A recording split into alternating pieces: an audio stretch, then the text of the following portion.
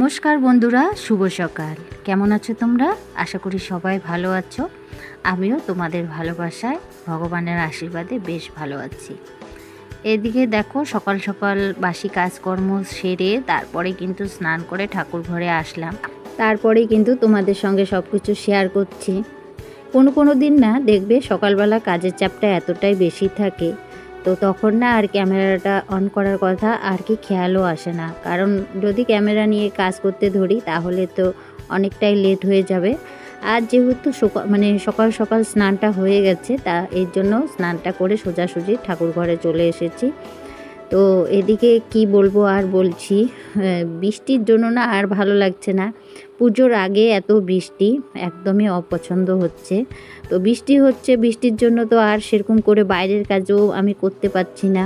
গরুর ঘরের কাজ ওর বাবা বাড়িতে আছে, করে নিয়েছে। তো আমার আজকে সকাল সকাল কিন্তু কাজকর্ম করা শেষ হয়ে গেছে। যেহেতু সকাল সকাল কাজ করা হয়ে গেছে, সকাল সকাল স্নানটাও হয়ে গেছে, আর একদম সকাল সকাল কিন্তু পূজাটাও আমার কমপ্লিট হয়ে গেল।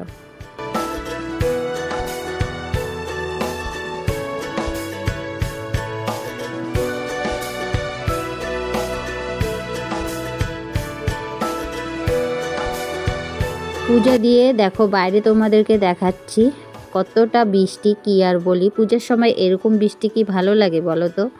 তো এদিকে আহ্লাদি সোহাগী আসছিল বাড়িতে বৃষ্টির কারণে। মা আবার একটু হালকা বৃষ্টির জন্য মা বললো কি আবার নিয়ে গিয়ে বাঁধি। আর দেখো প্রচুর মেঘ কালো হয়ে আছে। বলো তো কেমন লাগে এই পূজার দিনে বৃষ্টি।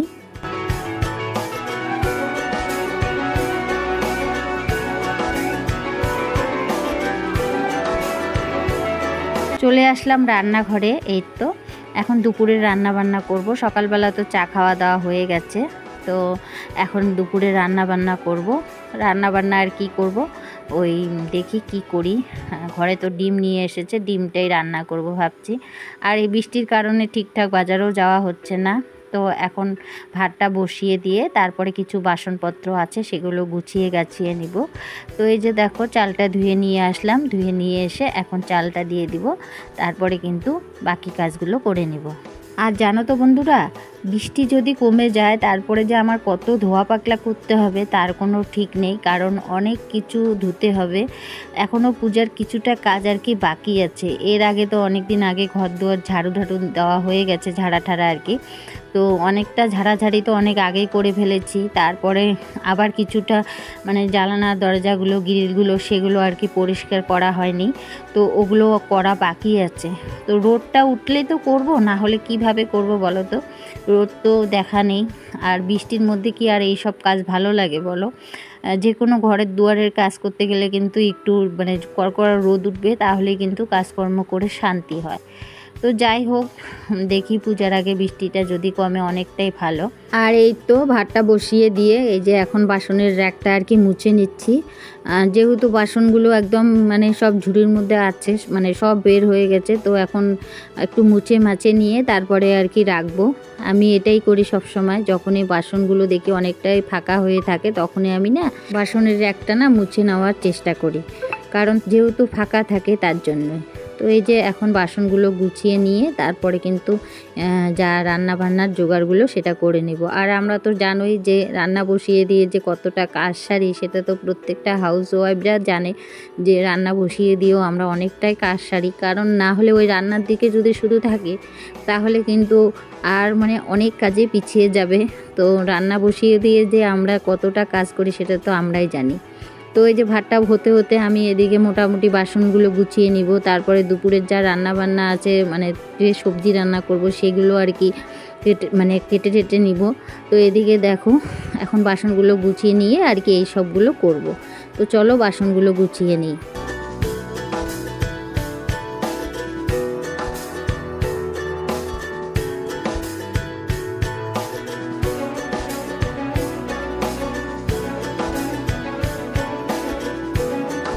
ওইদিকে তো র্যাকে আমি বাসনগুলো গুছিয়ে নিলাম। এই তো এখন রান্নাঘরের ভিতরে যেইগুলো জিনিস আর কি আমি গুছিয়ে রাখি, হাতা খুন্তি ফাইবেন, এগুলো যেহেতু রান্না করার সময় খুব দরকার হয় তাড়াতাড়ি, তো এইগুলো আর কি রান্নাঘরে রাখি। আর বাসনের যে র্যাকটা আছে সেটা একটু ফাঁকে রাখছি, রান্নাঘরে খুব অসুবিধা হয় না হলে। তো রান্নাঘরে যেগুলো জিনিস একদম খুব মানে তাড়াতাড়ি দরকার সেগুলো জিনিসে আর কি কাছে কাছে রাখার চেষ্টা করি, যেন রান্না করার সময় সুবিধা হয়।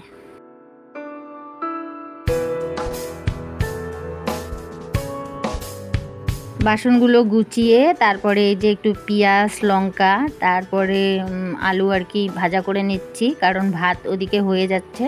তো আমার ছেলে আবার মানে একটু তাড়াতাড়ি ভাত খায়, এর জন্য একটু ভাবলাম যে ভাতটাও হতে থাক, একটু আলু ভাজা হয়ে যাক, তাহলে এখন ছেলেটা খাবে। তো এই যে দেখো ভাতটাও প্রায় হয়ে গেছে, আর আমাদের যেহেতু মোটা চালের ভাত একটু হতে সময় লাগে, তারপরে কিন্তু ভাতটাও হয়ে গেছে, আলু ভাজাটাও হয়ে গেছে। ছেলে মেয়েদেরকে একটু একটু দিয়েছি ঘি আর আলু ভাজা ভাত, তো ওরা খেয়ে নিয়েছে। আমি না একটু ডিম আর আলু সিদ্ধ বসিয়ে দিয়েছি, যে ওটা আস্তে আস্তে হতে থাক। আমি এদিকে এই যে ঘরের মধ্যে বলছি না জামা কাপড় মেলতে হয়, না হলে তো জামা কাপড় পরার মতনই থাকতো না, যে আকাশের অবস্থা। তো ওই যে রাত্রিবেলা করে তো ঘরের মধ্যে দিয়ে রাখি, আর দিনের বেলা তো এরকম ঘরের মধ্যে থাকলে কেমন লাগে। তো ওই যে সকাল সকাল একটু চেষ্টা করি জামা কাপড়গুলো আর কি সরিয়ে নেওয়ার, তারপরে আবার রাত্রিবেলা দিয়ে রাখি। তো অনেক কটা জামা কাপড় আর কি শুকিয়ে গেছে, যেগুলো পাতলা আর মোটাগুলো তো এখনও শুকায়নি। তো এগুলো আর কি গুছিয়ে গাছিয়ে জায়গা মতন রেখে দিব, রেখে দিলে তারপরে ওদিকে আলু সিদ্ধ আর ডিম সিদ্ধটা হয়ে গেলে পরে ডিমের ঝোল বানাবো। বাস আজকে এটুকুই রান্না করব, আর কিছু রান্না বান্না করব না। তো এদিকে দেখো ছেলের প্যান্ট গেঞ্জি কিছুই শুকায়নি, কারণ ছেলে মানুষের জিনিসগুলোতে যেহেতু একটু মোটা হয়, আর আমাদের নাইটি টাইটি ছায়া ঠায়াগুলো তো একদম পাতলা হয়, ওগুলো কিন্তু তাড়াতাড়ি শুকায়। আর কিন্তু ছেলে মানুষের জিনিস তো একদমই শুকাতে চায় না, কারণ একটু মোটা ধরনের হয়। আর মেয়েদের জিন্সের প্যান্ট ট্যান্ট তো শুকায়ই না, মানে 3 দিন লাগে কমের পক্ষে আর কি, 3 দিন লাগবেই। তো ওই যে ওগুলোই আবার উল্টে পাল্টে ঘরের মধ্যেই দিচ্ছি, রোদের দেখা নেই আর কি, কখন আর কি রোদ উঠবে তা জানি না। তো এদিকে জামা কাপড়গুলো আর কি নিয়ে এখন এই যে আলনার মধ্যে গুছিয়ে গাছিয়ে রাখছি। আলু আর ডিমটা সিদ্ধ হতে করতেই কিন্তু আমি এই কাজগুলো করে নিচ্ছি। আর এতক্ষণ থেকে যে সকল বন্ধুরা আমার এই ভিডিওটা দেখছো, আমার ভিডিওটা তোমাদের যদি ভালো লাগে প্লিজ একটি লাইক করে দিও। আর নতুন কোনো বন্ধু যদি আমার এই ভিডিওটা দেখে থাকো তো অবশ্যই আমার চ্যানেলকে সাবস্ক্রাইব করে দিয়ে আমার পাশে থাকার অনুরোধ রইল। আর আমার পুরনো বন্ধুদের কথা তো বলতেই হবে না, মানে তোমরা যদি না থাকতে তাহলে আমি হয়তো এতদিন ধরে ইউটিউব চ্যানেলটা চালাতেই পারতাম না, কারণ তোমরা এত এত ভালোবাসা দিয়েছো জন্যই আমি এতটা দূর এসেছি। তো এইভাবে সাথে থেকো, এইভাবে পাশে থেকো, আমিও কিন্তু তোমাদের সাথে আছি, তোমাদের পাশে আছি। এইভাবেই আমরা কিন্তু এক একজনের হাত ধরে কিন্তু চলতেই হবে।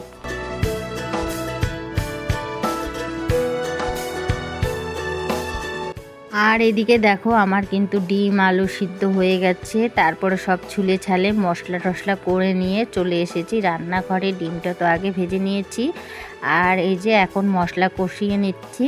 আর আজকে যেহেতু একদমই কাঁচা লঙ্কা দিয়ে করছি, এর জন্য সবুজ সবুজ লাগছে, তো কিচ্ছু করার নেই, শুকনো লঙ্কা আজকে আর কি দিইনি। যদি একটু শুকনো লঙ্কা দিতাম তাহলে হয়তো একটু কালারটা ভালো হতো, কিন্তু আজকে একদমই কাঁচা লঙ্কা দিয়েই করে নিচ্ছি। তো এখন মশলাটা কষিয়ে নিয়ে তারপরে কিন্তু সিদ্ধ আলুগুলো দিয়ে দিব। যেহেতু সিদ্ধ করা আলু তার জন্যে কিন্তু মশলাটা আর কি কষিয়ে নিয়ে আর কি দিব। আর যদি কাঁচা আলু মানে আমি ডিম ঝোলটা আর কি বানাতাম তাহলে কিন্তু আলুটা আর কি ভাজা করে নিতাম। তো এদিকে দেখো আমার কিন্তু মশলাটা আর কি কষানো হয়ে গেছে, এখন এই যে আলুগুলো দিয়ে দিলাম। আলুগুলো দিয়ে একটু কষিয়ে নিয়ে তারপরে কিন্তু ঝোল দিয়ে দিব।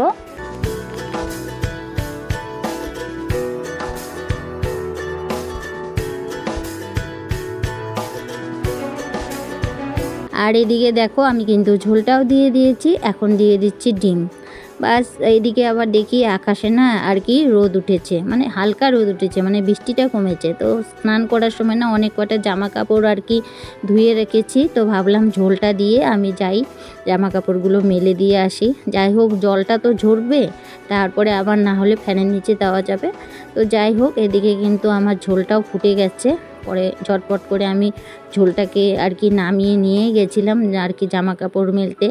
তো এখন ঝোলটা হয়ে গেছে, এখন একটু গরম মশলা দিয়েই নামিয়ে নিব। আজকে দুপুরবেলা এটুকুই রান্নাবান্না, আর তো কিছু রান্নাবান্না নেই।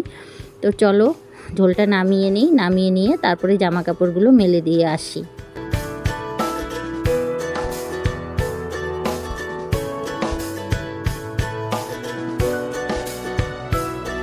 রান্নাবান্না করে নিয়ে তো বের হয়ে আসলাম মাঠের দিকে, একটু জামা কাপড়গুলো মেলে দিব।